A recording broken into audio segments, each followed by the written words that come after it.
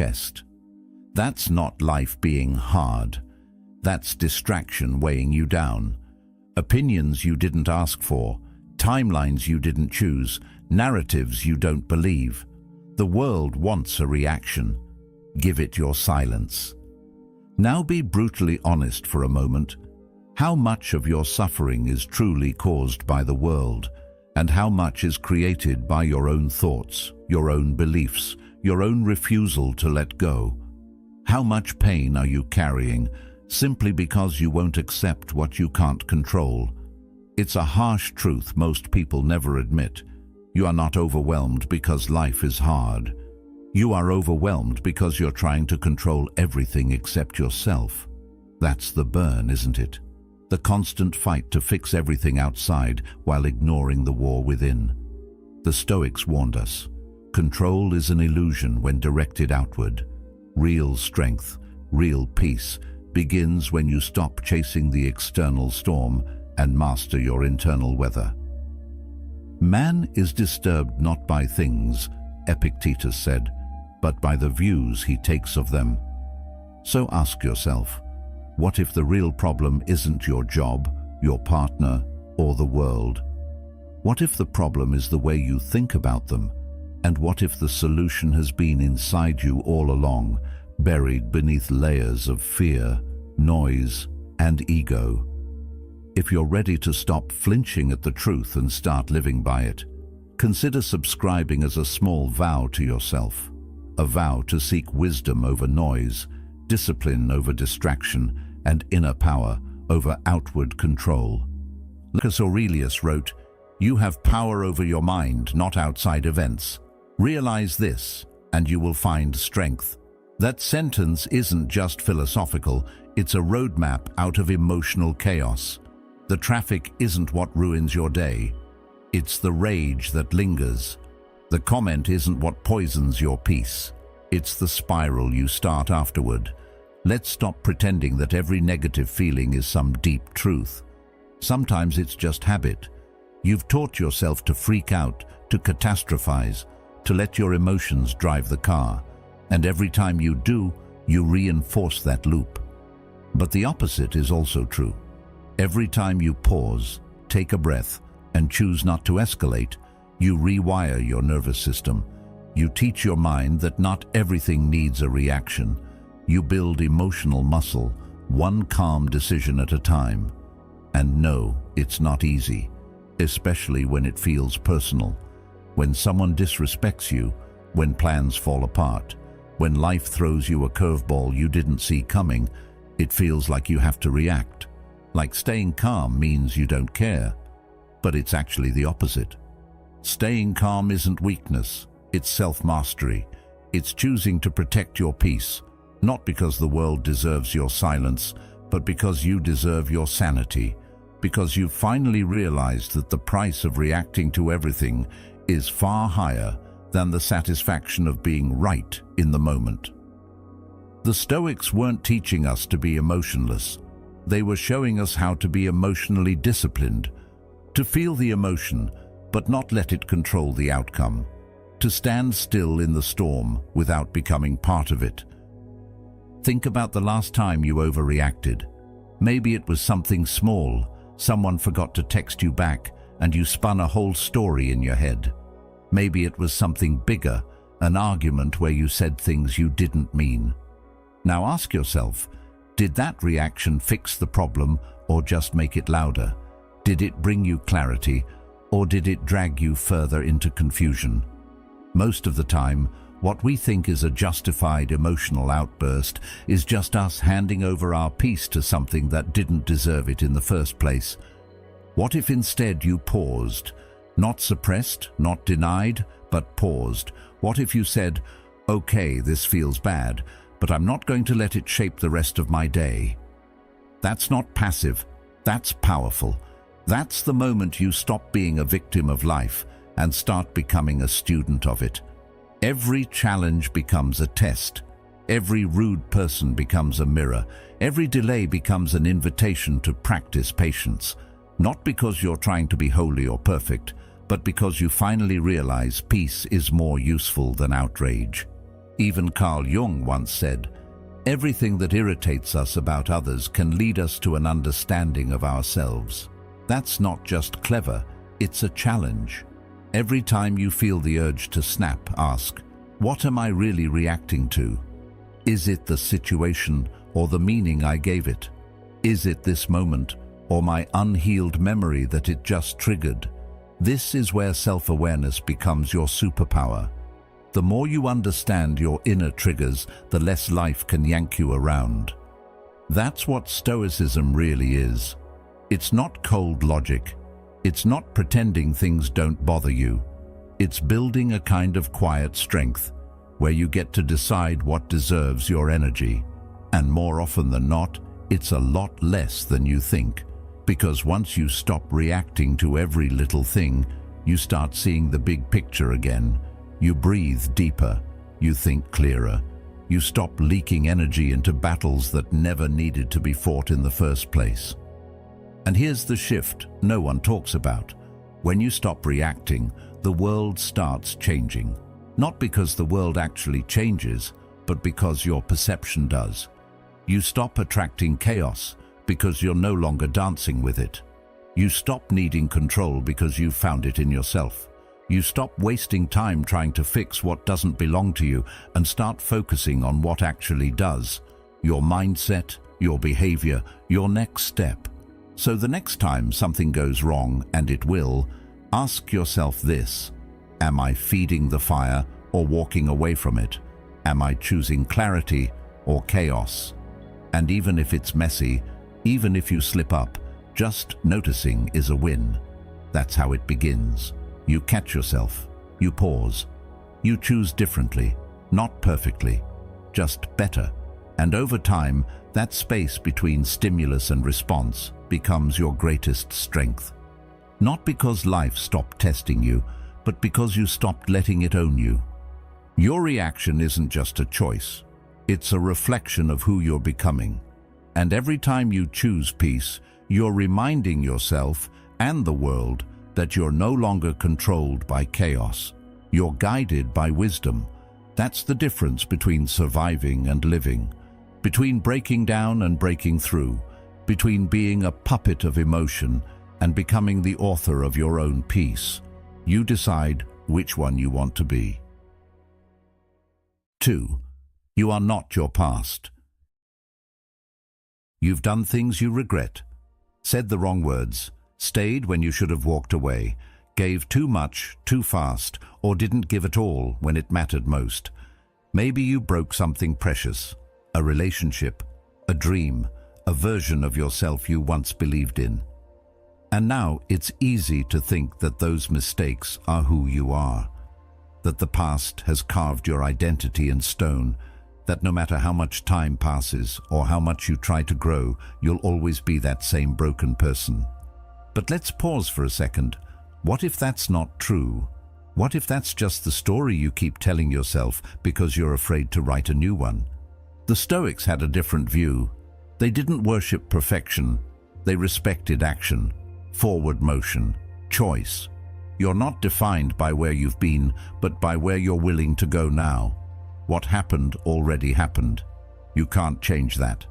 But what you do next, that's still unwritten. Seneca once said, "Every new beginning comes from some other beginning's end." The chapter might have ended in pain, but the story isn't over unless you stop turning pages. That means your next move has more power than your last mistake, if you let it. You might feel weighed down by shame. Regret wraps around your mind like chains. You replay old decisions over and over, trying to figure out how you could have done it better. But you're not that version of yourself anymore. You've lived more since then, learned more, hurt more, grown more, and the version of you that's standing here today, reading this, reflecting, even considering change, is already proof that you're not who you used to be. The fact that you care, that you want to do better, means you've already outgrown the skin you once wore. Still, the past has a way of clinging to you, doesn't it? People bring it up. Your own thoughts throw it in your face when you're trying to sleep. One memory can ignite a whole storm of doubt. even years later. But what you have to remember is this: the memory is not the moment. The memory is just an echo. You're not living that mistake again unless you choose to by reliving it every day in your mind. When you walk forward, even with fear, even with uncertainty, you start proving to yourself that you're not trapped. You're free to change, and the door was never locked to begin with. The past can inform you, but it doesn't get to define you. You can take the lesson without carrying the label.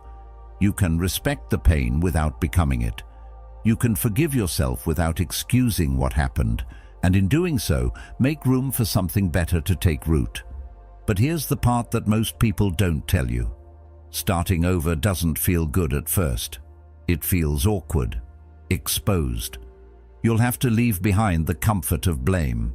You'll have to stop using your past as a shield to protect you from trying again. Because once you admit that you're capable of more, the pressure comes, the responsibility, the decisions, but also freedom. When you stop letting your history dictate your destiny, you become something rare. You become the kind of person who doesn't just survive the past, but uses it to fuel their future.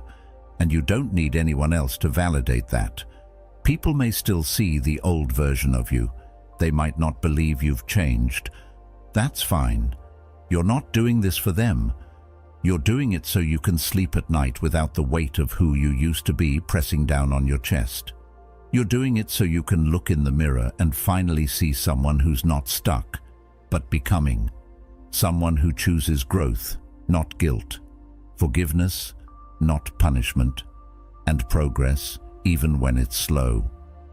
The truth is, nobody gets through life without regrets. Nobody has a clean record. But Stoicism reminds us that the only thing that matters is what you do with what remains. You can let your past be a prison, or you can let it be a teacher.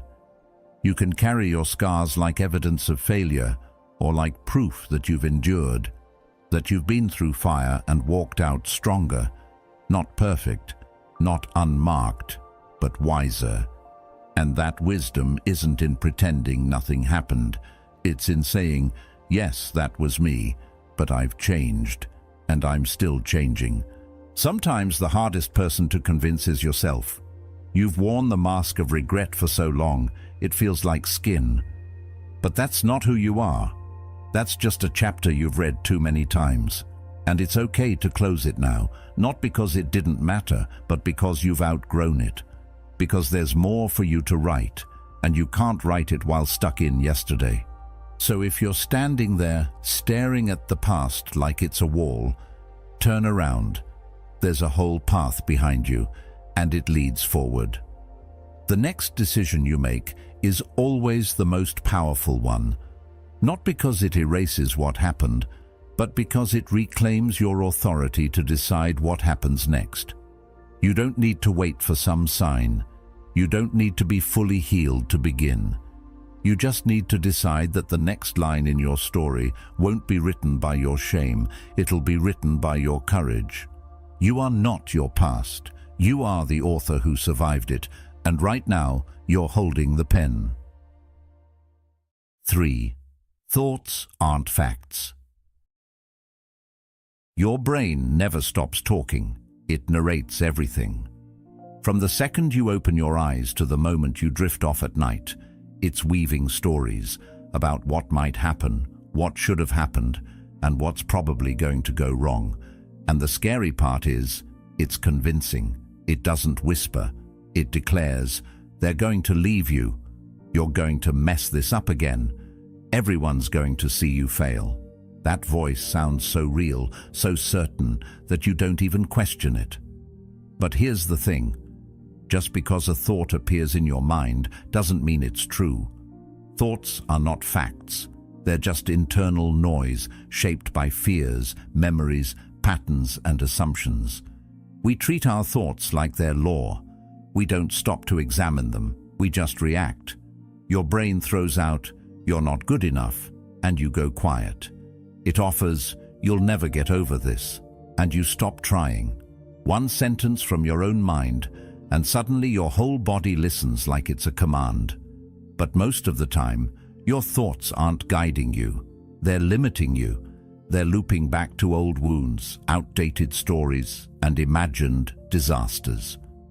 Seneca once wrote, "We suffer more often in imagination than in reality." And that line could be a mirror for most of our days. The pain isn't always in the moment. It's in the version of the moment we create in our heads. There's a difference between thinking and being aware of thinking. One keeps you stuck, the other sets you free. Because when you're aware, you can step back. You can notice, my mind is telling me I'm going to fail, instead of falling into, I'm definitely going to fail. That gap, that moment of awareness, is everything. It's where choice lives. It's where you stop letting thoughts dictate your reality and start choosing what kind of reality you want to live in. The mind is wired for survival, not clarity. It's been trained over generations to look for danger, to anticipate problems, to brace for pain before it arrives. That was useful when the threats were wild animals or enemy tribes. But now, the threats are awkward conversations, uncertain outcomes, or social judgment. And your mind still treats them like life or death emergencies. It floods you with fear, doubt, and predictions, not because they're true, but because it's trying to keep you safe. But safety and growth rarely live in the same space. What protects you from discomfort can also keep you from living. You don't have to believe every thought that walks into your mind.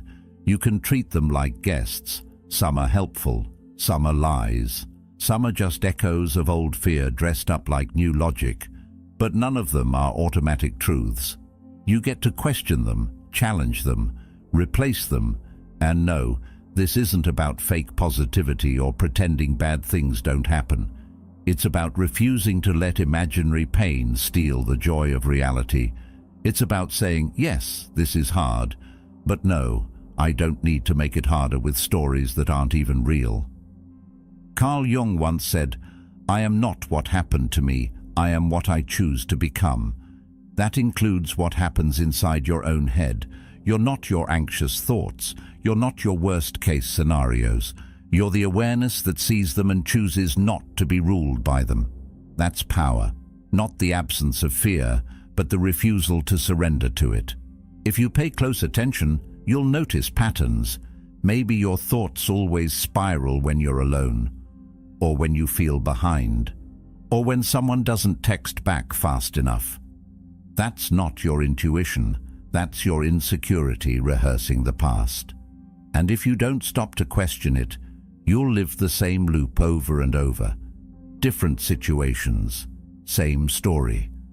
Until one day, you decide to write a different one. And that's where the real shift happens. When instead of asking, "What if I fail?" you ask, "What if I figure it out?" When instead of, "They're going to leave me," you say, "I'll still be whole either way." When instead of, "I'm not enough," you remind yourself, "I'm becoming." Those aren't lies. They're just new narratives, ones built not on fear, but on growth, not on assumption, but awareness. Of course, your mind will resist. It likes the familiar, even if it's painful. It will try to pull you back into old habits of overthinking, predicting, assuming. That's okay. Don't fight it. Just notice it. Breathe.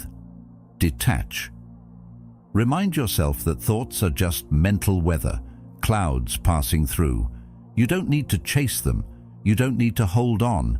You just need to know the sky is still there, even when it's cloudy.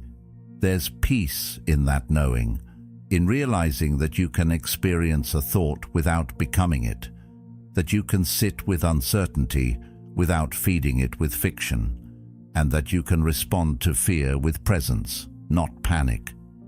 That's the kind of mental strength Stoicism teaches, not to feel nothing, but to feel everything without crumbling under it. So the next time your mind starts spinning its stories, pause. Don't fight. Don't feed it. Just ask, is this helpful? That one question can reroute an entire day, and if the answer is no, change the channel. Choose a thought that's rooted in reality, not projection. In possibility, not panic. In strength, not scarcity. Because you are not your thoughts, you are the thinker. And that difference, that's where freedom lives. 4. Protect your energy like it's gold. Your peace is not some casual thing you give away. It's not a favor, and it's definitely not free. Every time you allow negativity into your space, whether it's through people, habits, or what you consume, you're spending something valuable. And most people don't even realize it. They feel drained, unfocused, irritable, not because something big happened, but because they've let their mental space get cluttered. Imagine your mind as a garden. Whatever you let in will grow. If you water stress, it multiplies. If you ignore boundaries, weeds show up fast. But if you're intentional, if you plant calm, curiosity, discipline, you begin to see something else grow. Something peaceful, something worth protecting. Negativity doesn't always come charging through the door. Sometimes it walks in quietly, disguised as harmless conversation or mindless habits. You scroll for hours thinking it's entertainment, but your mind is absorbing every headline, every filtered image, every argument in the comments. Before you know it, you're anxious and don't know why. That's the cost. You catch up with someone who constantly complains, gossips, dumps their stress on you. You tell yourself it's fine, but afterward you feel heavier. That's the cost. These aren't small things, they're leaks. And if enough energy leaks out of you every day, eventually you'll feel empty and not know where it went. There's no shame in protecting yourself from what drains you. It's not selfish to guard your time, your space, your attention. In fact, it's a sign of self-respect. You're telling yourself, I'm not a dumping ground for everyone's chaos. I'm not available for everything that wants to distract or deplete me. That's strength, not in the loud, aggressive way, but in the quiet, steady way that builds resilience over time. You get to choose who has access to you. Not everyone deserves a seat at your table. Not everyone earns the right to speak into your mind. Think of how much energy you spend explaining yourself to people who've already decided not to understand you.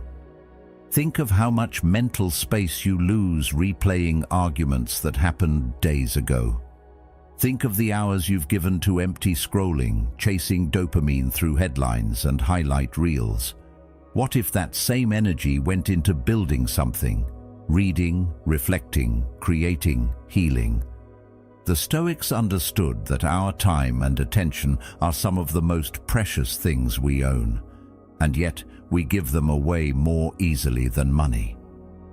Epictetus once said, "If someone succeeds in provoking you, realize that your mind is complicit in the provocation." That's not about blame, it's about power. If someone keeps getting under your skin, it means you've handed them the key. If a habit keeps pulling you back into stress, it means you haven't locked that door yet. But you can. You can reclaim what's been leaking out.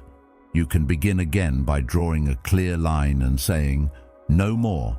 This is my space, and I get to decide what grows here." Protecting your energy doesn't mean cutting everyone off or living in silence. It means choosing what you allow in. It means being aware of what feeds you and what feeds on you. There's a big difference. Some people walk into your life and bring clarity, calm and direction. Others bring noise, confusion and doubt. Pay attention to the feeling you have after spending time with someone. That's the real conversation. That's where the truth lives. And it's okay to outgrow what once felt familiar. Growth demands space. And sometimes the only way to get that space is to clear out what no longer fits. We often think we can handle it all, that we're strong enough to stay centered even in chaos. And maybe sometimes we are, but strength isn't just about enduring, it's about choosing wisely. choosing not to be available for every conversation, not to attend every argument, not to engage every distraction. You don't owe the world your constant availability. You owe yourself your clarity. And you can't have clarity when your mind is loud with things that don't matter. Carl Jung said, "Who looks outside dreams, who looks inside awakes." To truly protect your energy, you have to look inward more often. You have to know what peace feels like so you can recognize when it's gone. You have to understand what you value so you can recognize when something's pulling you away from it. That's not something the world will teach you. That's something you have to teach yourself, moment by moment, decision by decision. Start small. Unfollow one account that always makes you compare. Mute one person whose energy never feels good. Say no to one invite that drains you. Set one boundary that reminds you you're worth protecting. You don't have to change everything overnight, but you do have to start treating your mind like sacred ground, because it is. Every thought you allow, every message you absorb, every person you interact with plants something, and over time, that becomes your environment, and your environment becomes your mindset. Protecting your energy isn't about being closed off. It's about being discerning. It's about understanding that your focus, your peace, your time, these are not things to gamble with. They're the foundation of how you live. If they're strong, you'll be strong. If they're constantly under attack, you'll always feel like you're barely holding on. So start guarding your inner world the way you'd guard something precious, because that's exactly what it is. When you protect your energy, you start showing up differently. You think clearer, you feel lighter, you respond instead of react. You begin to notice beauty again because your mind isn't clouded. You begin to feel joy in simple moments because you're not constantly exhausted from fighting invisible battles. That's the kind of life that grows when you stop letting weeds take root, and it starts the moment you decide that your peace is non-negotiable. 5. Don't wish for easy, train for hard. You know the feeling. You wish things would just be easier. Maybe it's your job, your relationships, or your endless to-do list that never seems to shrink. Every time something gets hard, there's a little voice inside you that says, "Why does it have to be this way? Why can't things just be simpler?" But here's the thing. Life isn't supposed to be easy, and no matter how much you wish for it, it won't be. So instead of asking for an easier life, how about we start asking for a stronger one? The Stoics understood something fundamental about human nature. They didn't expect the world to hand them comfort or convenience. Instead, they embraced discomfort. They welcomed the challenges, the hardships, and the tough lessons, because they knew that's where growth lives. Marcus Aurelius would wake up every morning, reminding himself that life would bring him difficulties, and rather than retreating from them, he leaned into them. The Stoics didn't wait for easy. They made themselves strong in the face of what was hard. They intentionally sought discomfort, practiced it daily, and turned it into a tool for resilience. Think about it. When was the last time you truly grew without facing something hard? Maybe it was a challenging project at work, a tough conversation with someone you love, or even something as simple as waking up an hour earlier than usual. At the moment, those things feel like obstacles. They make us want to pull back, to opt for the easier, more comfortable choice. But when you push through, when you choose to show up anyway, you build something inside you that wouldn't exist if you avoided the challenge. You build grit, the strength to keep going when it feels easier to quit. The problem is, we've been taught to avoid discomfort. We've been sold the idea that life should be easy, that we should have everything we want right now without much effort. We scroll through social media, comparing our messy realities to others' highlight reels, thinking we're the only ones struggling. But this craving for comfort, it's a trap. It makes us soft. Comfort is the liar that whispers, "You've had enough. Take a break. You deserve it." But what we fail to realize is that comfort doesn't bring us joy or fulfillment. It brings stagnation. It's the place where we start to settle, to accept the status quo, to stop growing. And before we know it, we've forgotten how to fight for what we really want. Epictetus famously said, "It's not what happens to you, but how you react to it that matters." This is where true strength lies, not in avoiding problems, but in how we respond to them. The world will keep throwing curveballs. People will disappoint you. You'll face setbacks. But what if you could train yourself to handle those things with resilience? What if instead of wishing for fewer problems, you started preparing yourself to face them head-on with calm, clarity, and strength? What if you leaned into the discomfort instead of shying away from it? This doesn't mean you should go looking for hardship just to prove something. It doesn't mean you should make life harder than it needs to be. But it does mean you need to stop fearing discomfort. The Stoics practiced voluntary discomfort for a reason. They intentionally sought out hard experiences to strengthen their minds and their resolve. Cold showers, fasting, sleeping on the floor, these weren't acts of self-punishment. They were exercises in resilience. They were a way of reminding themselves that comfort is fleeting, but strength is built through adversity. And it's the same for you. Every time you push yourself to do something difficult, whether it's sticking to a goal, having an uncomfortable conversation, or challenging yourself physically, you're strengthening your character. You're teaching yourself that you can handle whatever life throws your way. You're telling yourself, "I'm capable. I'm stronger than my excuses. I won't let fear or discomfort stop me." And that's power. Don't let the world convince you that easy is the goal. Easy doesn't teach you anything. It doesn't prepare you for what's coming. But when you face a challenge and when you push through it, you get better. You grow. You become the kind of person who doesn't back down when things get tough. You become someone who knows, deep down, that no matter what happens, you've got what it takes to handle it. This is where true peace lies, not in the absence of problems, but in your ability to remain grounded through them. Peace is not about avoiding discomfort. It's about accepting it as part of the journey, trusting that you can face it and knowing that the discomfort will eventually pass. And when it does, you'll be standing taller, stronger, and more resilient than ever. The Stoics didn't seek comfort because they knew it wouldn't last. They didn't wish for things to be easier because they understood that real growth only comes through struggle. Every time you choose to show up, to take on the hard thing, you're choosing resilience. You're choosing to get stronger, to grow, and to live life on your own terms, not according to the whims of convenience or comfort.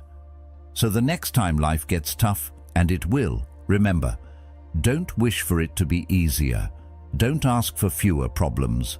Ask for more resilience. Ask for the strength to handle what's in front of you with grace and power. Life doesn't need to be easy for you to be strong. In fact, it's better that way. It's through the challenges that we become the people we were always meant to be. So embrace the hard moments, lean into them, and remember, you're not just surviving them, you're training for them.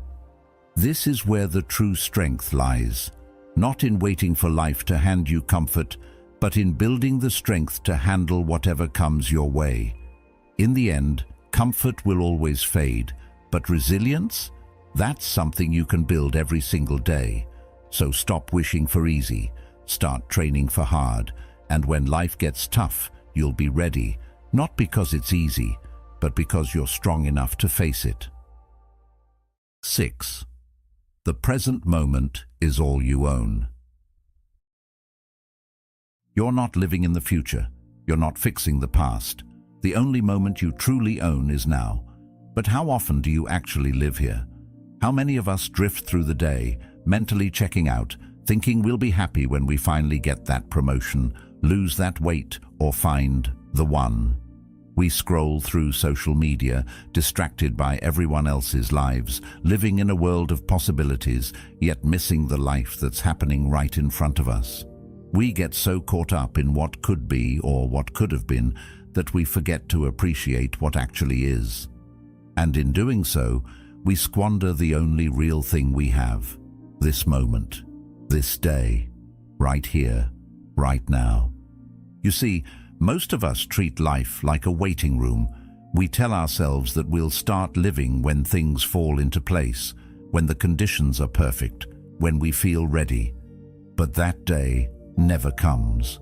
We think we're waiting for something bigger, but the truth is, we're waiting for a life that's already here. This isn't the trailer. This isn't the preview. This is the main event.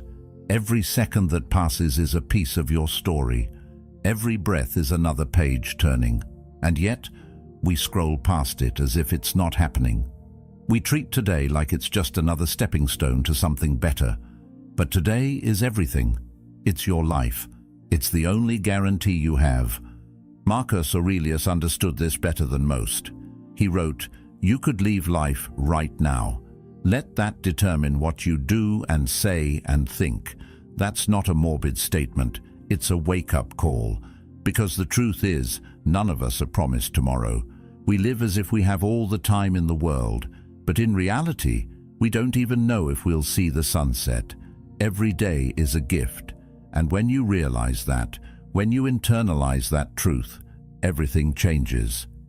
Every decision you make becomes a choice to honor the present, to live fully in the moment, instead of postponing your happiness or fulfillment for some distant future. So, why do we waste time? Why do we push off our lives like they're not worth living yet? It's easier to think we'll be happy when everything aligns just perfectly. But here's the catch. By waiting for the right time, you're letting life slip by unnoticed. Life doesn't come in perfect packages. It comes in messy, unpredictable, and beautiful moments. And if you keep waiting for the perfect moment to start living, you might find that you've waited your whole life away. Now, I'm not saying you shouldn't plan for the future. It's good to have goals, to strive for something better. But the present is where the work happens. It's where the growth is. It's where you make your choices, where you shape your character, where you experience joy, pain, love, and everything in between.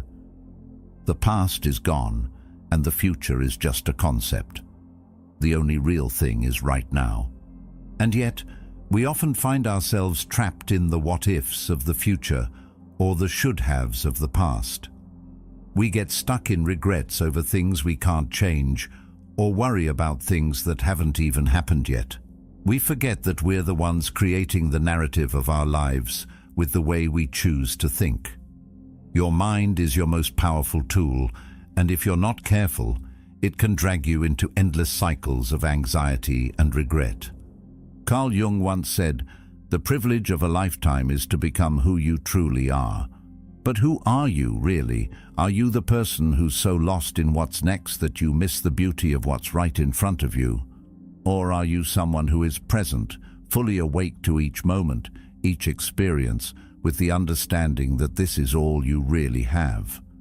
When you live in the now, you stop being a passive observer of life. You stop waiting for things to change before you start living. You realize that you can create meaning, beauty, and fulfillment in every moment, no matter how ordinary it seems. It's easy to fall into the trap of thinking the best is always ahead of us. But the best moment is the one you're in right now. That's the secret. The future can't guarantee anything, and the past can't change anything.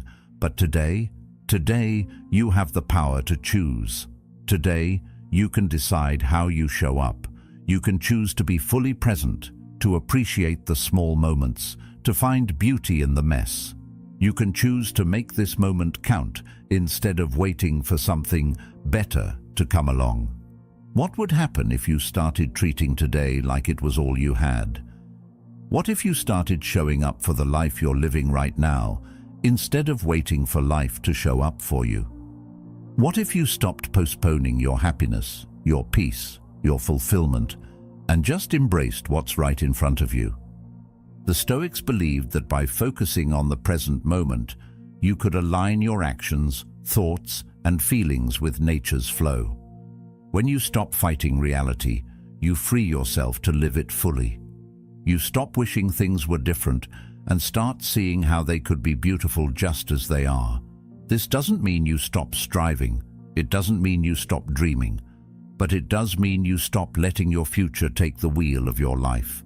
The present moment is yours to shape, right here, right now. So, what if today isn't a placeholder? What if it's the life you've been waiting for? What if all you need to do is decide to live it? Because once you realize that today is all you really have, everything changes. The way you spend your time, the people you choose to surround yourself with, the way you see the world, suddenly it all feels more meaningful. Every second becomes a choice. Every interaction, a chance to connect. Every action, an opportunity to build the life you've always wanted. But only if you're present enough to notice it. You don't need to wait for tomorrow. You don't need to wait for a future that may never come. You have everything you need to create a fulfilling, meaningful life right now. Stop letting today slip through your fingers, waiting for something better. The best time to start living is now. So treat today like the treasure it is, because this moment, this exact moment, is the only one you truly own. 7. Calm is a superpower. We've all been there. Someone cuts you off in traffic, a colleague says something that rubs you the wrong way, or life throws a curveball your way. And what happens? The floodgates of emotion open. You feel that heat rise in your chest. You want to scream, lash out, maybe even throw something. But here's the thing. Every time you give in to that immediate reaction, you're giving away your power. You're letting the outside world dictate how you feel, how you act, and how you respond. So let's stop acting like calm is boring, calm is control, calm is power. It's not about suppressing emotion or pretending nothing bothers you. It's about deciding what gets to affect you and what doesn't. It's about knowing that no matter how loud the world gets, you don't have to shout to be heard. Think about a time when someone pushed your buttons and you didn't flinch. Maybe you stayed silent when you normally would have fired back, or you chose not to engage when every fiber of your being wanted to react. That moment of calm wasn't weakness, it was strength. Not because you didn't feel anger or frustration, but because you didn't let it control you. You didn't let someone else's chaos become your chaos. Instead of being sucked into their storm, you remained the eye of the hurricane. That is where your power lies, and that power, when harnessed, is unstoppable. Being calm doesn't mean you're indifferent. It doesn't mean you're passive. It means you've developed the ability to maintain your peace, regardless of the noise around you. Think about how easy it is to get caught up in someone else's drama, to react out of frustration or defensiveness. It's easy to lose control when things aren't going your way. But it takes a different level of strength to stay grounded, to respond thoughtfully, and to not let the world push you around emotionally. That's not just emotional intelligence, that's emotional dominance. The Stoics understood this deeply. They didn't just teach us to accept the world as it is, they taught us to control what we could, our reactions. Marcus Aurelius, in his Meditations, reminded himself that while he couldn't control the actions of others, he could always control his response. And in that space, that moment of choice, he found his power. It's easy to react. It's easy to let someone's words or actions trigger a response. But choosing how you respond, choosing to stay calm when everything in you wants to erupt, that's where strength lies. Carl Jung said, "The greatest achievement of the human spirit is to stand undisturbed in the midst of chaos." Think about that. True strength isn't about dominating others or controlling every situation. It's about controlling yourself, especially in the face of adversity. It's about standing firm when the world is trying to knock you down. It's knowing that no matter how loud, chaotic, or stressful things get, you can remain composed. You can stay calm, and in that calmness, you find clarity, you find power. Now let's be clear. This doesn't mean you suppress your emotions. It's not about pretending you don't feel anger, frustration, or disappointment. It's about acknowledging those feelings, sitting with them, and then choosing to respond in a way that aligns with your values, not your impulses. The more you practice this, the easier it gets to remain calm in situations that once would have sent you over the edge. And in doing so, you're not just improving your emotional well-being, you're improving the quality of your life. The true test of strength isn't how loud you can shout or how quick you can react. The true test is how well you can control yourself when everything around you is spinning out of control. It's about being the one in the room who remains calm when everyone else is losing their mind. It's about knowing that your peace isn't up for negotiation. And when you protect that peace, when you make the conscious decision to stay centered, nothing outside of you can disturb your inner world. That is emotional resilience at its finest. Imagine this. The next time someone tries to provoke you, whether it's a comment, an argument, or a stressful situation, what if you didn't let it affect you? What if you could respond with clarity, with calm, without feeling like you had to prove anything? The world is full of noise, distractions, and emotional triggers, but none of it has to steal your peace unless you let it. And every time you choose calm, you reinforce your strength. You show yourself that you're not a prisoner to your emotions or the chaos around you. You are the one who chooses how you respond, and in that, you find true freedom. It's not about being perfect at it. You'll have moments when you slip, when the stress gets the better of you, when the world feels like too much. But the more you practice calm, the more natural it becomes. You begin to see it not as a reaction, but as a skill. And just like any other skill, the more you hone it, the stronger you get. The more you stay in control of your own emotions, the less the world controls you. When you can stay calm in the storm, you stop reacting out of fear, anger, or insecurity. Instead, you choose to respond from a place of strength. You no longer feel the need to prove yourself or get pulled into arguments. You let the noise be just that, noise, and you in turn become the embodiment of calm. That's where true power lies, not in how much you can control the world around you, but in how much you can control yourself within it.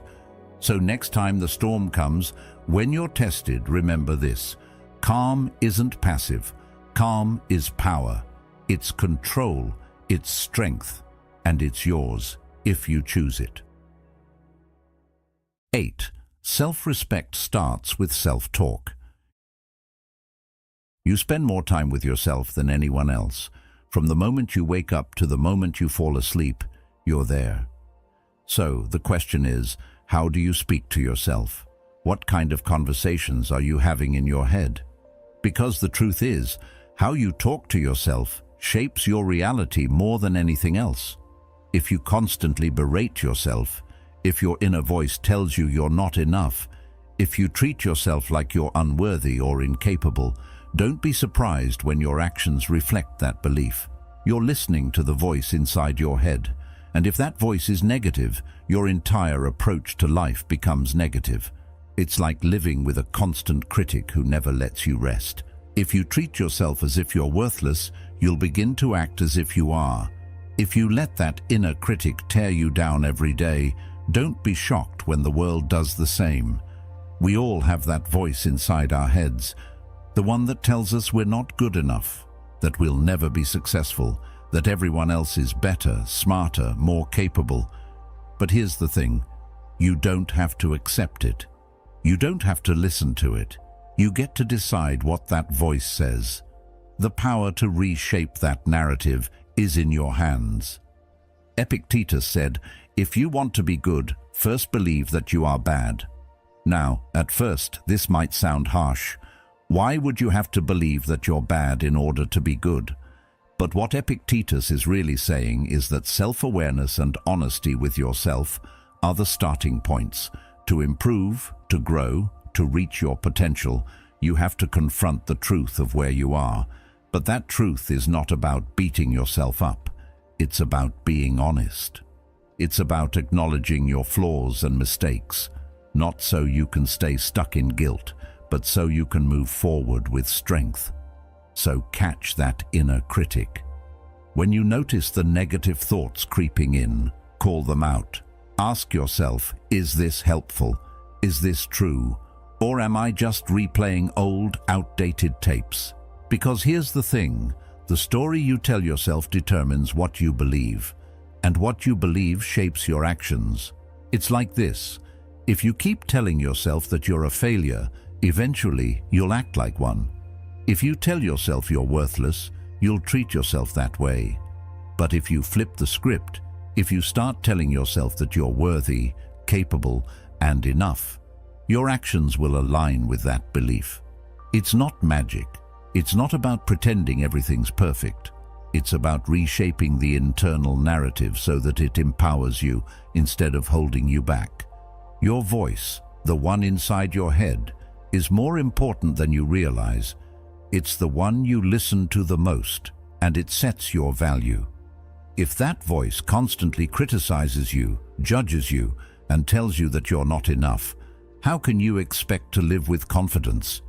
How can you expect to push past obstacles when your own inner voice is holding you back? You need to be your own biggest supporter, not your harshest critic. This isn't about being arrogant or delusional. It's about being kind to yourself, acknowledging your strengths and accepting your imperfections. It's about not letting the mistakes of your past define who you are today. One of the most powerful things you can do is catch that inner dialogue when it turns negative. When you notice it, stop, pause, then reframe it. Don't just accept what your mind is telling you. Challenge it. Ask yourself, is this really who I am? Or is this just a story I've been telling myself for years? You don't have to believe everything your mind tells you, especially when it's trying to tear you down.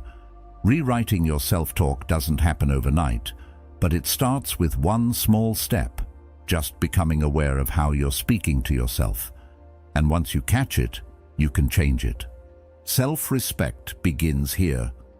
It starts with how you talk to yourself. It starts with recognizing your worth, not because someone else tells you, but because you know it. Because you've decided that you deserve the same kindness, the same encouragement, the same support that you'd offer to someone you love. You would never let a friend talk to themselves the way you talk to yourself. You would never stand by while someone else tore down their self-worth. So why do you let yourself get away with it? Why do you allow that negativity to fester? But how can you become who you're meant to be if you're constantly holding yourself back with negative self-talk?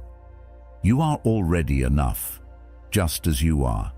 And if you can shift the way you think about yourself, you'll unlock your potential in ways you never imagined. The negative self-talk isn't just a nuisance. It's a barrier to becoming the person you're meant to be. But the good news is that you have the power to break it down, piece by piece.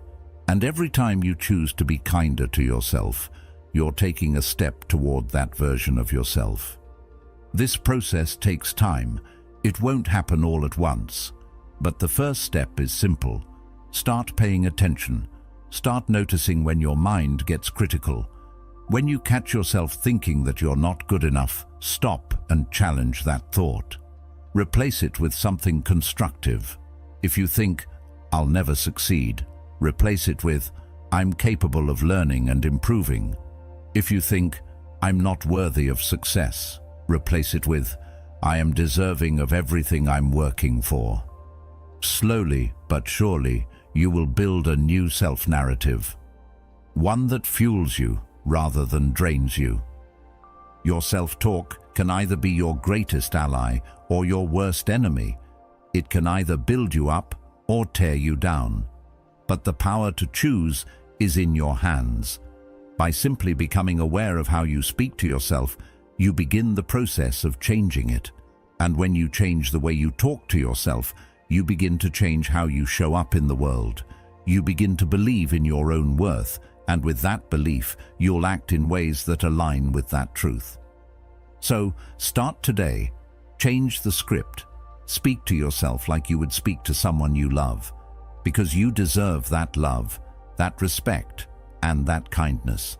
Start now and watch how it transforms your life. 9. Keep your moves quiet until they're solid. There's a strange thing that happens when you set a new goal or decide to make a change in your life. You feel this rush to share it with the world. You want to tell everyone what you're working on, what you're going to accomplish, and what your next big move is. It's like announcing it gives you some kind of validation, or maybe just the excitement of putting your intentions out there. But here's the thing: real growth, the kind that lasts, happens in silence. It happens in the moments when no one's watching, when it's just you and your goal, and the only thing that matters is the work. We live in a world where everyone's posting their plans, their dreams, their aspirations, all over social media. And while there's nothing inherently wrong with that, we've lost sight of the value of keeping things quiet until they're solid. You don't need to share every single idea or goal with the world. You don't need to seek validation or applause before you've even begun. There's something powerful about working behind the scenes, staying focused and building in private. When you do that, you keep your energy where it belongs, in the work itself. The Stoics understood this principle deeply. They didn't announce their intentions, and they didn't need to boast about their progress. They simply did the work. They didn't wait for external recognition. They didn't need approval or likes. They built their lives, their characters, their wisdom, quietly, away from the noise.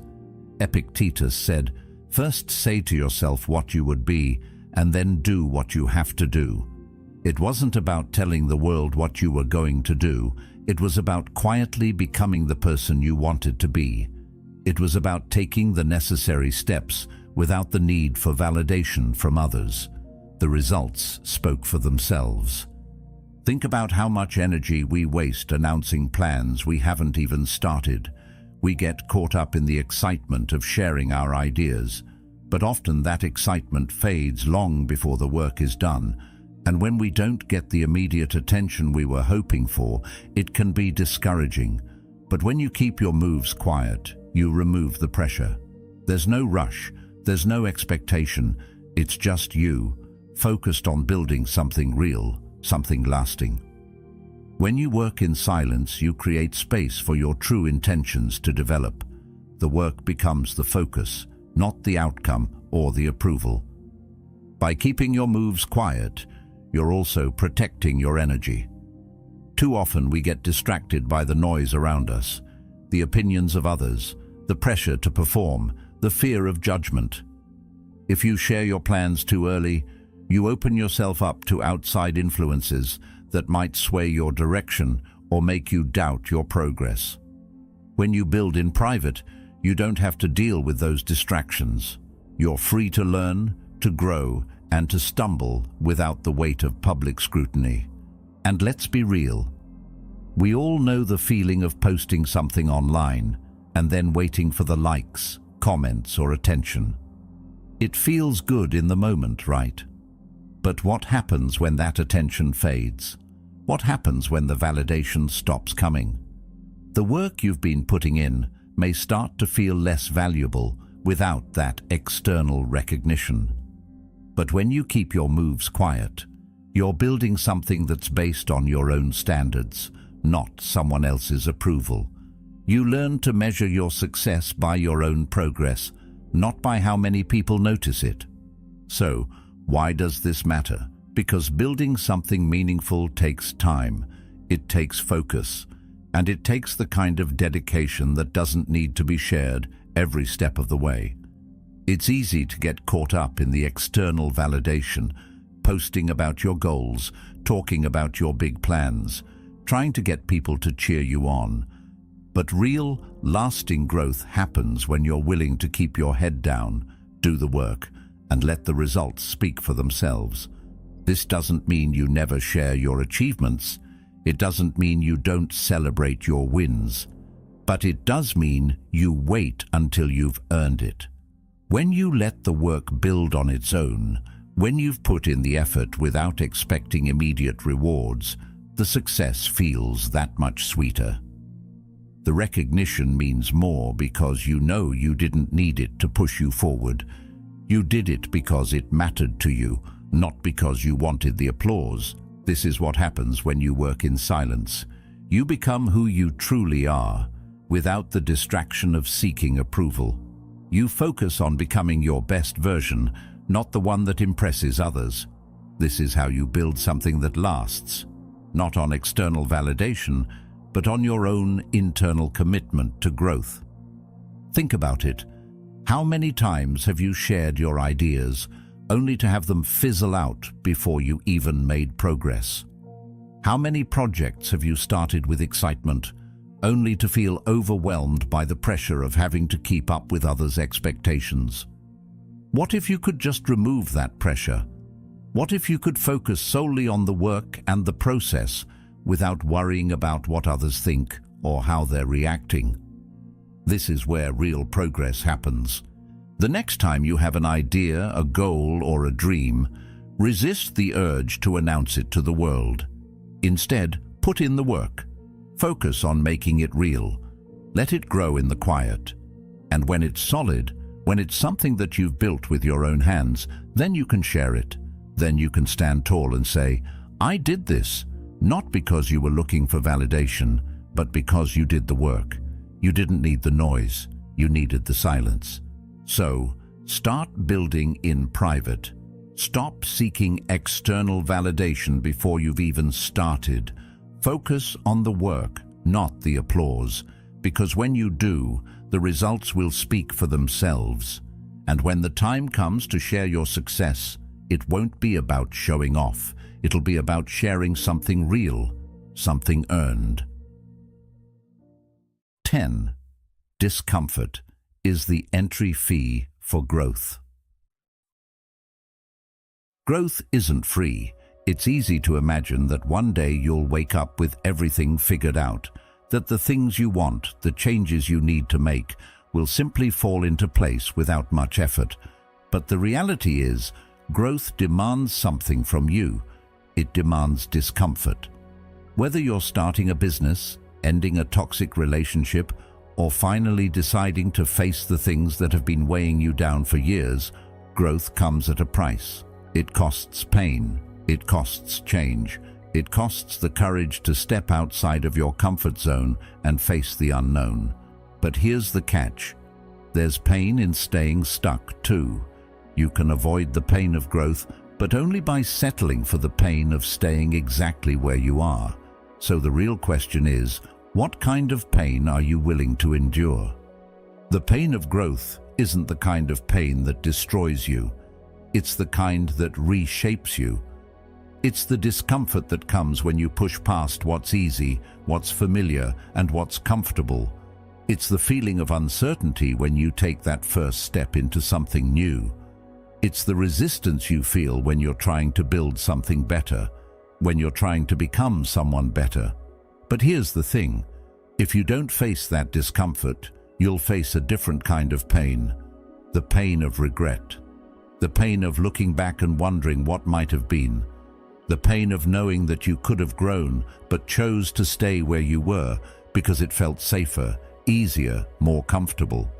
This is why the Stoics practiced discomfort on purpose. They didn't just tolerate discomfort, they sought it out. They understood something most people don't. That real strength, real growth, doesn't come from staying inside your comfort zone. It comes from pushing against the edges of it. It comes from willingly choosing the hard path, the one that demands more from you. And the Stoics were well aware that life itself would bring plenty of hardship. But if you've already trained yourself to deal with discomfort, if you've already practiced pushing through difficult moments, when life pushes back, you won't collapse. You'll rise. The idea that growth comes without pain is an illusion. We want to believe that we can change, that we can become better versions of ourselves without having to face the hard parts. But that's not how it works. The road to anything worthwhile is paved with discomfort. Whether it's learning a new skill, changing your mindset, or letting go of the things that no longer serve you, the process will hurt. And if you're unwilling to endure that pain, you'll find yourself stuck in the same patterns, wondering why nothing ever changes. Carl Jung once said, "There is no coming to consciousness without pain." This isn't just some philosophical idea. It's a fundamental truth about human nature. You can't evolve without stepping outside of your comfort zone. You can't reach new heights without climbing through the discomfort of the journey. Every time you step into something new, you're met with resistance. And it's in that resistance, in that friction, that you grow. The discomfort is a sign that something is changing. It's a signal that you're moving from one place to another, from where you are to where you could be. But growth isn't just about enduring pain. It's about choosing your pain wisely. The pain of staying the same, of remaining in situations that drain you, of continuing habits that keep you stuck. That's the kind of pain that leads to decay. It's the pain that comes from inaction, from fear, from choosing comfort over progress. But the pain of growth, the pain that comes from facing your fears, from confronting your weaknesses, from stepping into the unknown, that's the kind of pain that leads to evolution. It's the kind of pain that helps you evolve into a stronger, more capable version of yourself. Think about the moments in your life when you've grown the most. I bet those moments weren't easy. I bet they were uncomfortable, maybe even terrifying. Maybe you made decisions that scared you. Maybe you had to face things about yourself that you'd been avoiding, but in those moments, you learned something new. You became something more. And the pain you felt was worth it because it led you to a new place in your life, a new version of yourself. So here's the reality. You can't avoid pain. You can't avoid discomfort. But you can choose which pain you want to endure.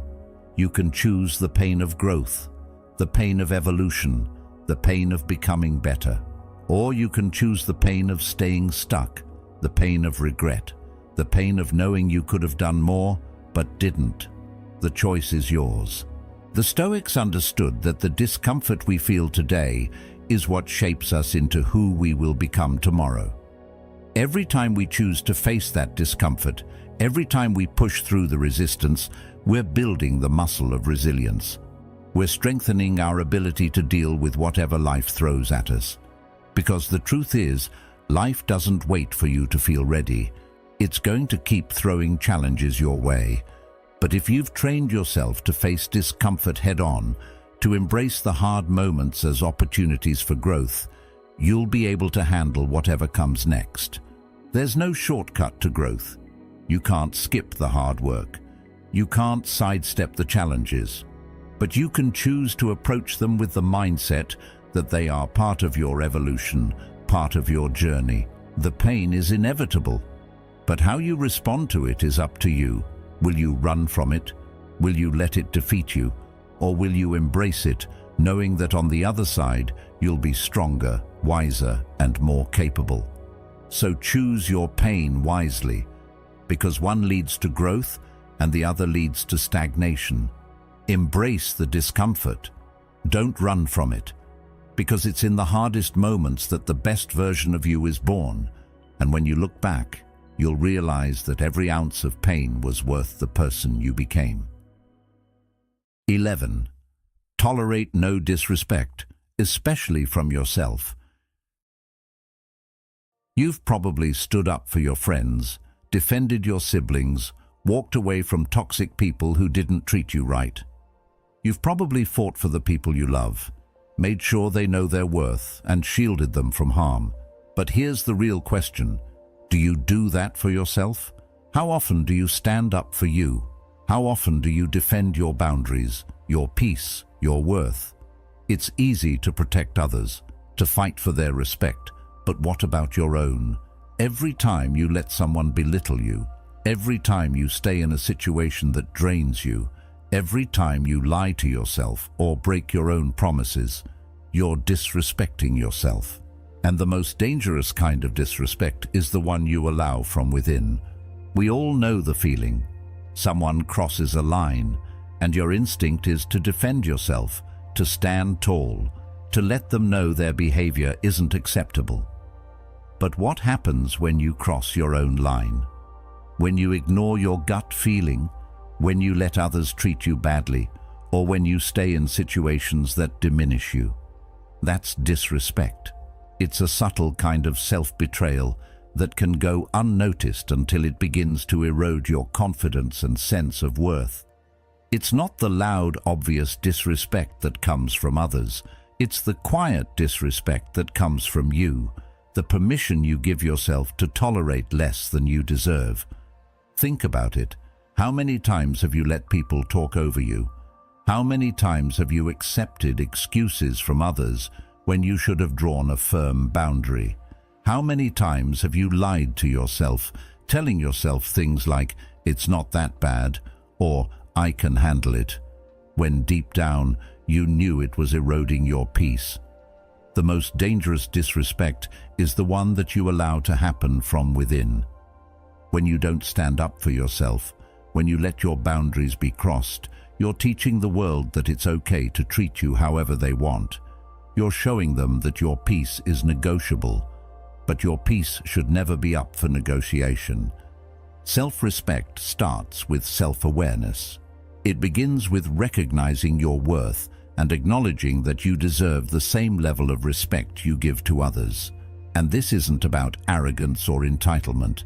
It's about knowing that you're worthy of kindness, honesty, and compassion, starting with how you treat yourself. It's about setting boundaries, not as a wall to keep people out, but as a foundation to keep your inner peace intact. You don't have to let people walk all over you to be kind. You don't have to sacrifice your happiness for the sake of others. Respecting yourself isn't selfish, it's essential. The Stoic philosophers understood this principle well. They taught that we should not only defend our peace from external forces, but also from our own negative self-talk and self-sabotage. Marcus Aurelius said, "Reject your sense of injury, and the injury itself disappears." It's not just about standing up to others. It's about not letting your own thoughts or actions be the cause of your harm. If you wouldn't let anyone else speak to you the way you speak to yourself, why would you tolerate it from your own mind? If someone else called you worthless or told you that you didn't deserve something, you'd shut it down. But when it's your own thoughts telling you that, it can be harder to fight back. Yet that's where the real battle is. Every time you make a compromise, every time you ignore a red flag, every time you choose comfort over self-respect, you're reinforcing a pattern. You're telling yourself that it's okay to settle, that it's okay to put your needs and your worth second. But self-respect doesn't work that way. It's not about being perfect. It's about being honest with yourself. It's about recognizing when you've allowed disrespect to creep in and making the decision to stop it right then and there. Every time you protect your boundaries, every time you refuse to let others belittle you, every time you choose your peace over external validation, you're reinforcing your self-respect. And with that respect comes the power to demand the same from the world. It's also about recognizing when you're not treating yourself right, when you stay in situations that drain you, when you put your needs last, when you deny your own worth. It's easy to justify those behaviors. We often tell ourselves that we're being selfless, that we're being understanding, that we're being kind. But when you allow others to treat you poorly, when you tolerate situations that don't align with your values, you're not being kind to yourself. You're letting the world shape you instead of shaping yourself. And that's where true change begins, when you start demanding the respect you deserve from yourself first. But how can you become who you truly are if you're constantly allowing others, or even yourself, to treat you as less than you are? You can't show up as your authentic self if you're not respecting your own needs, your own boundaries, and your own worth. Becoming the person you're meant to be requires an unshakable foundation of self-respect. It requires knowing who you are and refusing to settle for less than that. It requires standing firm in your boundaries and protecting your peace, even when it's uncomfortable. This doesn't mean you have to be hard or distant. It doesn't mean you shut people out or push away those who care about you. It means you stand in your truth. It means you show the world what you're made of, not through force or anger, but through the quiet strength of knowing your worth. When you respect yourself, the world will respect you too. And the key is to start with how you treat yourself. If you want others to respect you, start by respecting yourself first. Treat yourself with kindness, with honesty, with compassion. Set your boundaries, not out of fear or defensiveness, but out of love for yourself. This is where respect begins, right here, with you. Every time you catch yourself settling for less, stop. Reaffirm your worth. Speak to yourself with kindness. Honor your boundaries. And remember this: self-respect isn't something you earn from others. It's something you give to yourself. And when you give it to yourself, the world has no choice but to reflect it back to you. 12. Be patient. Good things take time. In today's world, everything is fast. We want results now. We want answers now. We want progress now. The internet, social media, instant gratification, it's all designed to make us feel like everything should happen in an instant. But here's the reality: growth doesn't rush. Whether you're building a business, getting fit, healing from a breakup, or learning a new skill, true progress takes time. The truth is, good things take time, and the key is patience. We often find ourselves frustrated when we don't see immediate results. We look for instant outcomes, and when they don't come, it's easy to think that nothing is happening. But growth, real growth, is often invisible in the beginning. The Stoics understood this better than most. They didn't expect everything to happen overnight, and they didn't rush the process. They knew that patience wasn't about sitting back and waiting passively. It was a powerful tool. Patience is active. It's about trusting the process, even when you can't see the results yet. Just like planting seeds in a garden, you don't dig them up the next day to check if they're growing. You trust that, with time, they will sprout.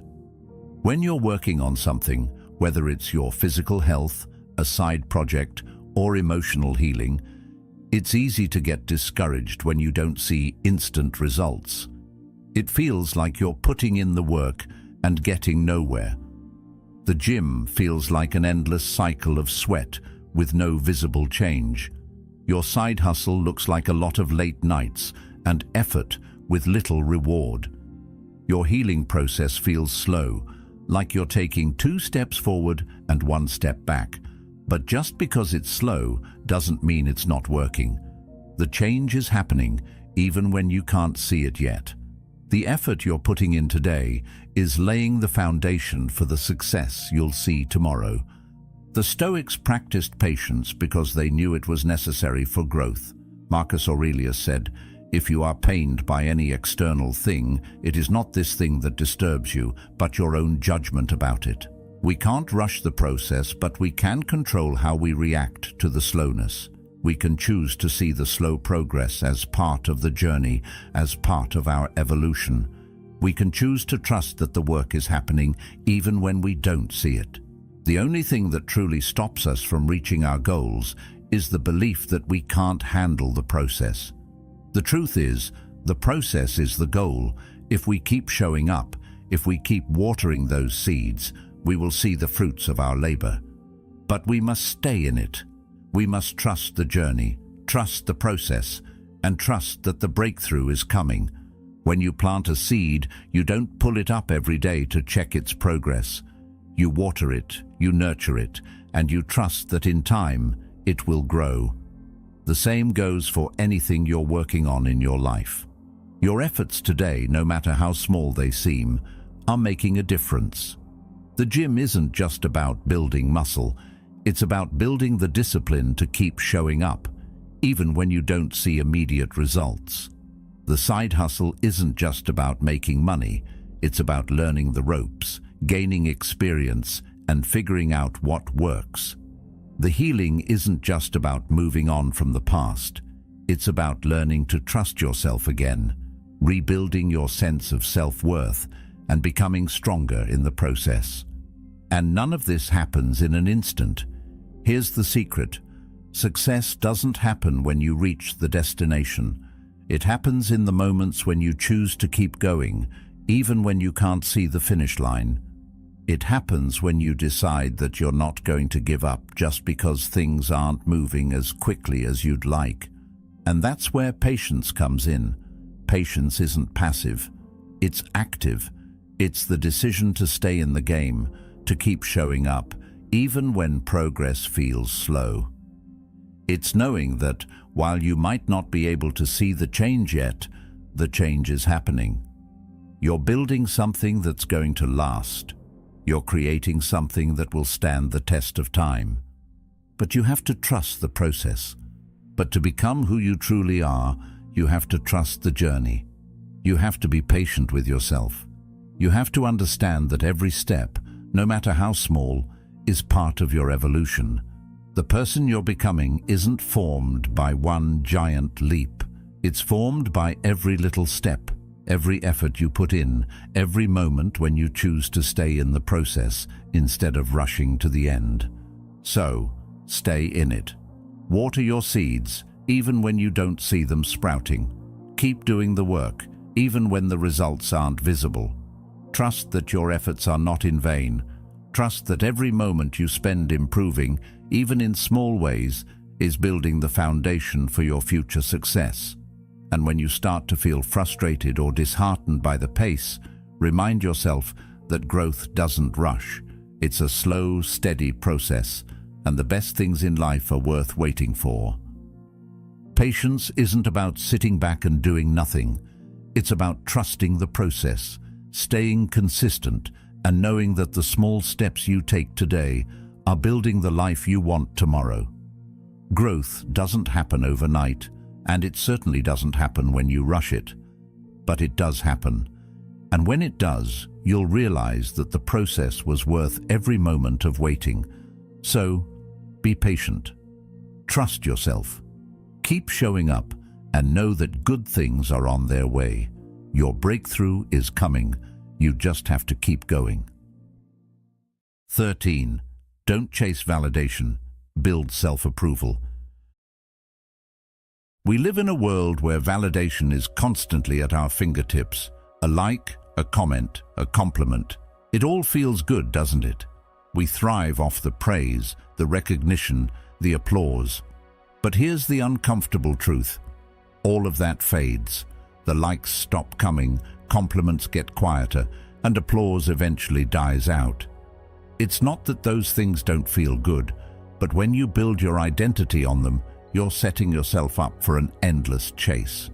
Because the truth is, if you rely on external validation to feel good about yourself, you'll always need more of it. And eventually, that well will run dry. The applause will quiet, and you'll find yourself searching for a new source of validation. But here's the power of self-approval. When you learn to validate yourself, to look in the mirror and say, "I'm proud of me," when no one else is watching, that's when you become truly unstoppable. Imagine living a life where you don't need to hear "good job" from others to feel accomplished. Imagine waking up every day knowing that your worth doesn't depend on someone else's approval.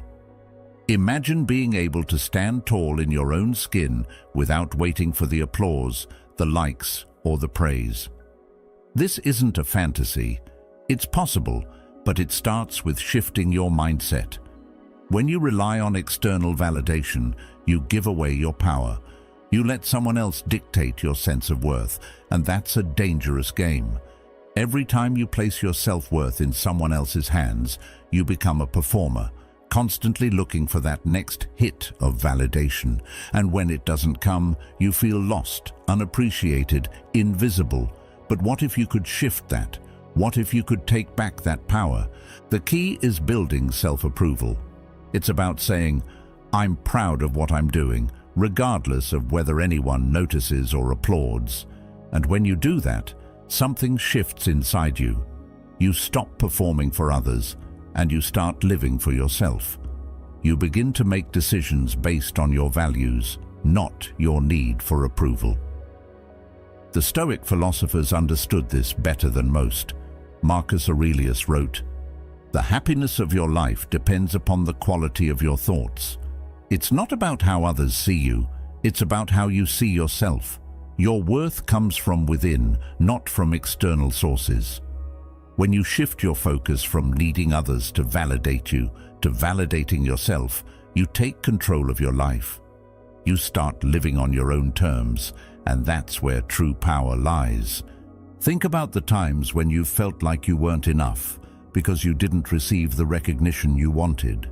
Maybe you worked hard on a project and didn't get the acknowledgement you were hoping for. Or maybe you poured your heart into something but no one noticed. It stings, doesn't it? But here's the reality. Those moments don't define you unless you let them. You don't need someone else to validate your efforts because you already know what you're capable of.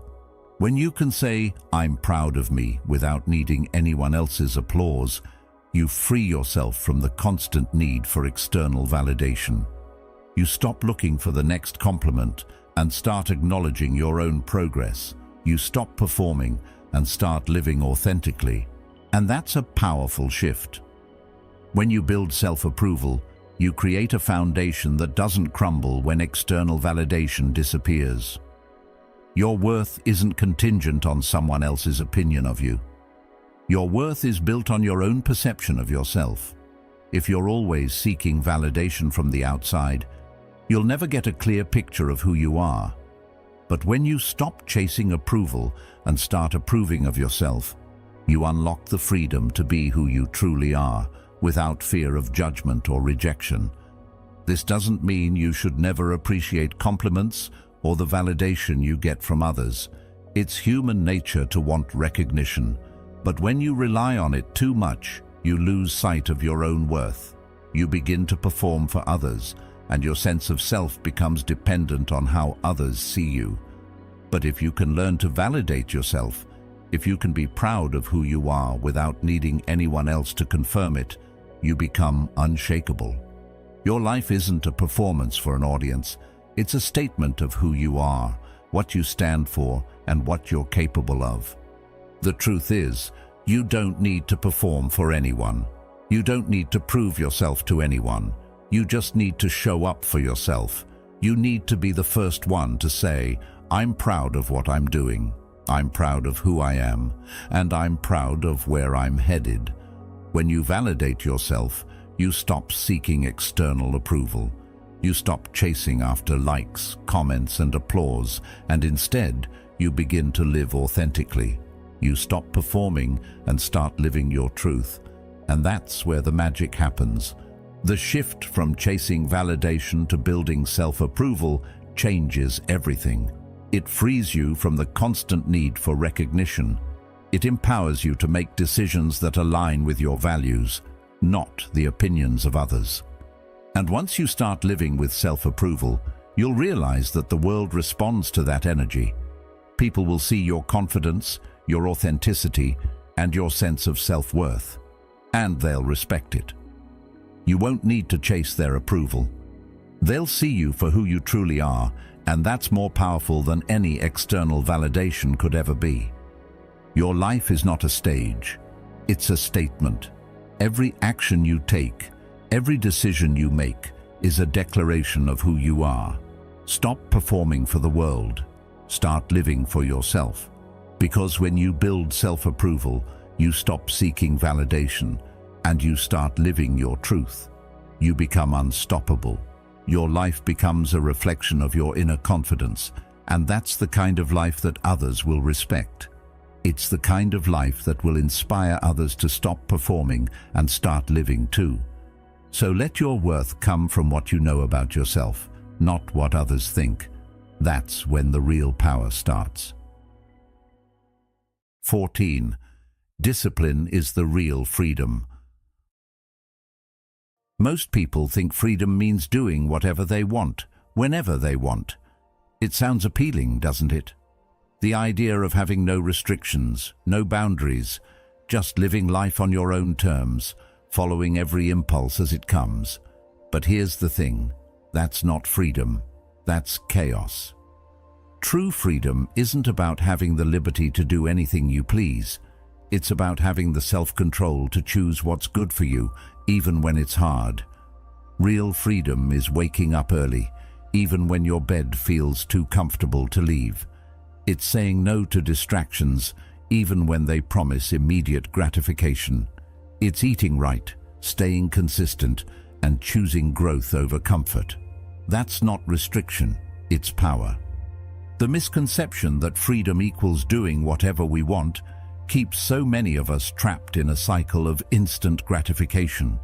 We're constantly looking for the next high, the next pleasure, the next distraction that will take our mind off the challenges we're facing. But this isn't true freedom. It's a fleeting moment of pleasure followed by an inevitable crash. Real freedom, the kind that lasts and shapes your life, comes from discipline. Discipline is the quiet strength that holds you accountable to your long-term goals. It's the ability to say no to temporary pleasures that take you off course and say yes to the actions that align with your values. It's choosing to do what's hard in the moment, knowing that it will lead to something better in the long run. When you live without discipline, you end up living reactively. Every distraction pulls you in 1,000 different directions. Every impulse, every urge becomes an excuse for avoiding the work that needs to be done. And this kind of life isn't freeing, it's exhausting. It's exhausting because you're constantly chasing after something, never truly satisfied, always looking for the next distraction, the next fix. But when you choose discipline, you choose to take control. You choose to live intentionally, to make decisions that align with your goals and values. And the more you practice self-discipline, the more freedom you actually gain. It's a paradox. The more you limit yourself in small ways, the more expansive your life becomes in the long run. The Stoics understood this deeply. They didn't see discipline as a burden. They saw it as armor. Self-discipline was their shield against the chaos of life, a tool that allowed them to stay grounded no matter what the world threw at them. When things got tough, when life became unpredictable, their discipline kept them standing. It wasn't just about following rules or restrictions, it was about choosing to act with purpose, to direct their energy towards what mattered most, even in the face of adversity. As Epictetus said, "No man is free who is not master of himself." Discipline, then, is the key to mastering yourself. It's the ability to take control of your mind, your body, and your actions, instead of letting them control you. Discipline is not about being perfect.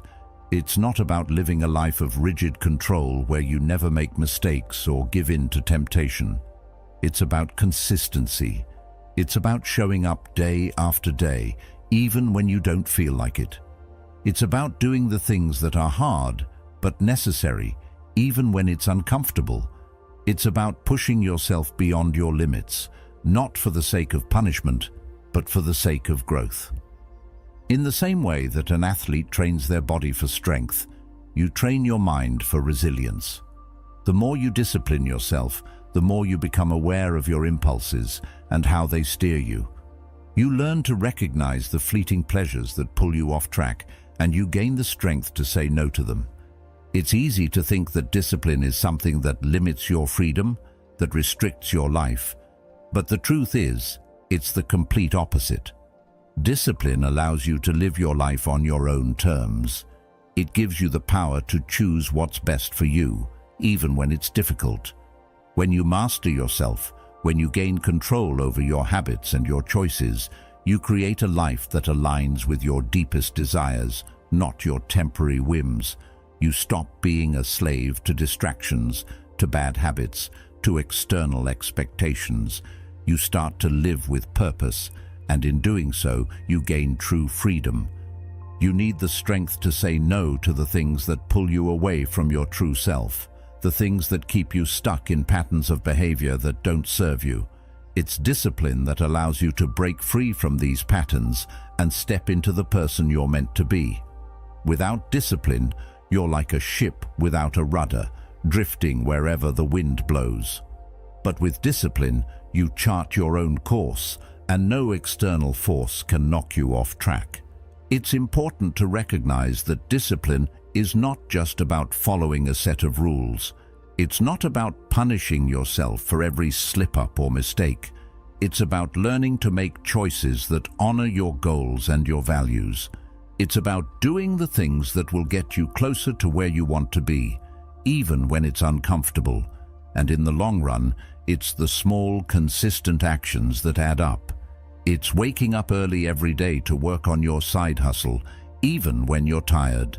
It's choosing to eat nourishing food, even when unhealthy snacks tempt you. It's saying no to distractions that derail your focus, and yes to the things that move you forward. When you build this kind of discipline into your life, you stop living reactively. You stop letting life dictate your actions. Instead, you become the one in control. You become the one who decides where your energy goes. And when life hits, when things get tough, it's your discipline that will keep you standing. It's the habit of showing up, of doing the hard work, of choosing the path that leads to growth, even when it's uncomfortable. That's the power of discipline. So the next time you feel like giving up, the next time you're tempted to take the easy route, remember that real freedom comes from discipline. It's the power to choose what's best for you, even when it's hard. It's the ability to show up for yourself day after day and build the life you want. Discipline isn't a restriction, it's the armor that keeps you strong when life tries to knock you down.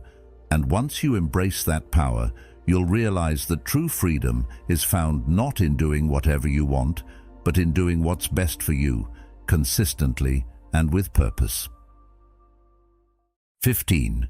You can start over right now. How many times have you caught yourself saying, "I'll start fresh tomorrow," or "next Monday I'll finally get on track"? We've all been there, waiting for the perfect moment to make a change, thinking that our opportunity for a fresh start has to be wrapped in the right circumstances or at a specific time. Maybe you've told yourself that New Year's Day is the time to turn things around, or perhaps you've waited until the weekend when life feels a little less chaotic. But here's the truth. You don't have to wait for any of that. You don't need January 1st. You don't need the perfect Monday or the ideal moment. The power to restart, to begin again, is available right now. It's not about waiting for permission. It's not about waiting for everything to be pretty or perfect. It's about deciding right here, right now, that you are going to begin. You don't need to wait until everything is in place. Just start. The problem is, so many of us get caught in the trap of thinking we need to have everything figured out before we take action. We tell ourselves we need more time, more information, more resources. But the reality is, if you keep waiting for everything to align perfectly, you'll be waiting forever. Waiting for the perfect moment to start something is often just a form of procrastination disguised as planning. And what's worse, it becomes an excuse to keep putting off what matters most. We trick ourselves into thinking that if we don't have all the pieces in place, we shouldn't even bother trying. But the Stoics taught us something different. It's not about perfection, it's about progress. Marcus Aurelius understood that. He didn't obsess over waiting for the ideal moment to act. He understood that every moment is an opportunity to make a change. He wrote, "The happiness of your life depends upon the quality of your thoughts." If you're waiting for some future event to give you permission to take action, you're giving away your power. Every moment you spend waiting is a moment that could have been used to move closer to your goals. Instead of waiting for the world to line up, start with what you have right now. Whether it's a small step or a giant leap, the key is to take action. Every single breath you take is an opportunity to choose a new direction. You don't need a fresh calendar page to make a change. You don't need some big event to reset your life. The Stoics practiced the art of continuous self-improvement, knowing that every moment held the potential to start again. They didn't wait for things to be perfect before they took action. They simply acted, and in doing so, they were always moving forward. Each action, no matter how small, was progress. Whether they were making strides in their personal life or handling an external challenge, their focus was on what could be done now, not what could be done later. Think about the last time you felt stuck.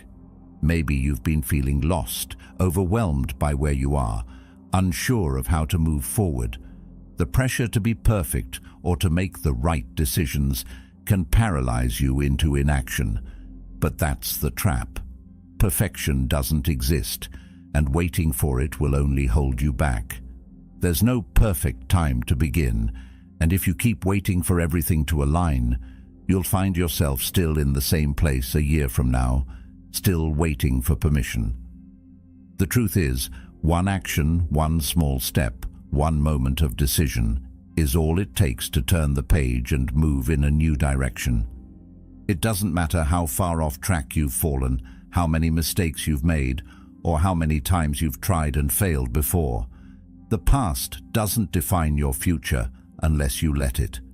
Each day is a chance to reset, to choose a new path. It doesn't have to be a monumental change, it just has to be a start. Take one small step, no matter how insignificant it may seem. That step, that decision, is the moment you take control of your direction. From there, the momentum builds.